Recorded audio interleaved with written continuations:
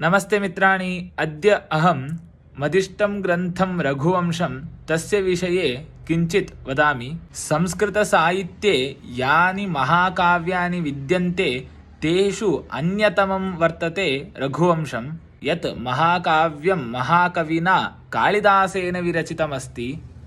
अस्मिन् महाकाव्ये रघुवंशीयाणां राज्ञां वर्णनं च अस्ति। दिलीपादारभ्य रामपर्यन्तं श्रीरामपर्यन्तम् अत्र वर्णनमस्ति श्लोकरूपेण।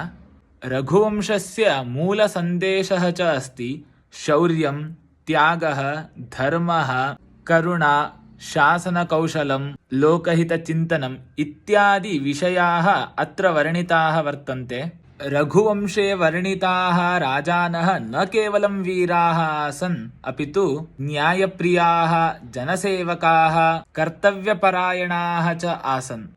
अस्मिन् महाकाव्ये प्रमुखराजानां नाम रघुवंशे विद्यमानानां प्रमुखराजानां चरितं वर्णितमस्ति। यथा प्रथमं दिलीपः, अनन्तरं रघुः, अजः, दशरथः, पुनः रामः। एते सर्वे रघुवंशस्य तेजोमूर्तयः।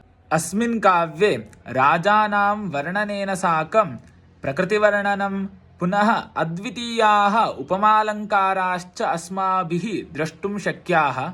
एवं रघुवंशः न केवलम् इतिहासः, अपितु काव्यसौन्दर्यस्य आदर्शरूपं च वर्तते। अस्य काव्यस्य पठनेन नैतिकजीवनं व्यापयितुं शक्नुमः। अतः रघुवंशस्य अध्ययनम् आधुनिकजीवने अपि अत्यावश्यकं वर्तते इति उक्त्वा विरमामि। धन्यवादाः। अवश्यं पठन्तु।